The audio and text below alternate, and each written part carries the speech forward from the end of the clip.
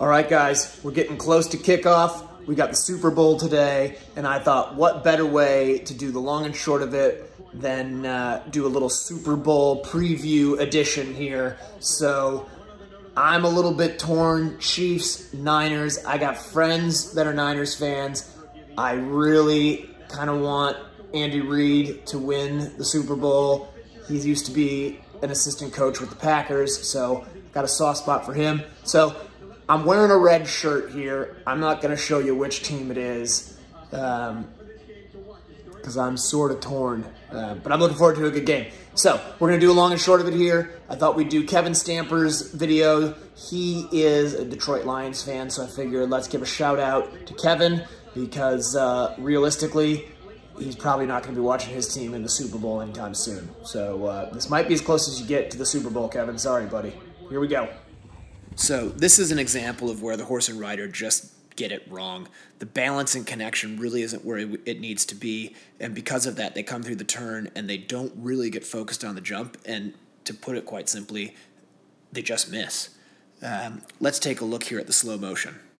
So the reality is they come in here and they find a half stride. Had Kevin been able to identify this a little bit sooner, he might have had a chance to be able to make an adjustment by closing his leg and moving up to close that gap, or balancing and adding in one more stride. Because he didn't see it quite soon enough, you can see here in this photo, he's actually in that middle ground right between being a little too far away to leave the ground and a little too close to add it in.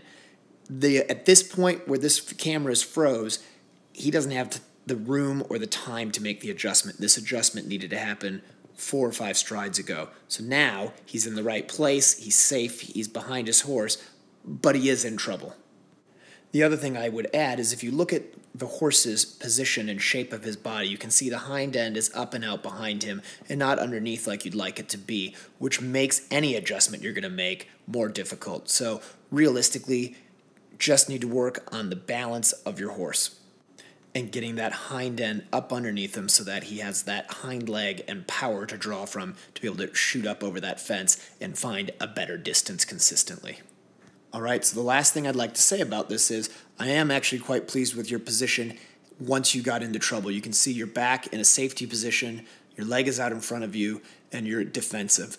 Having said that, we've talked about this with other videos from other riders in the past. I'd love to see you slip those reins so that your horse has the freedom of his head and neck and you're not restricting him in the air.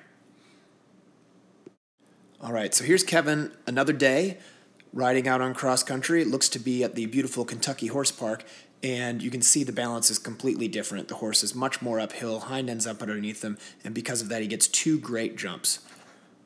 So we'll just take another look at this in slow motion just to confirm what I'm talking about. You can see he's got good bend in his elbows. His leg is on. Both horse and rider are looking balanced and focused on the job ahead. They are reading the first fence of this combination, which is so important. You can see Kevin there sees his stride and takes a little bit of a feel, and the horse listens to him nicely. And because of that, they're able to fit in that last stride that they didn't get in the last video and had a beautiful jump. They land, they're moving forward. Kevin's with the motion of his horse and gets another beautiful jump on the way out.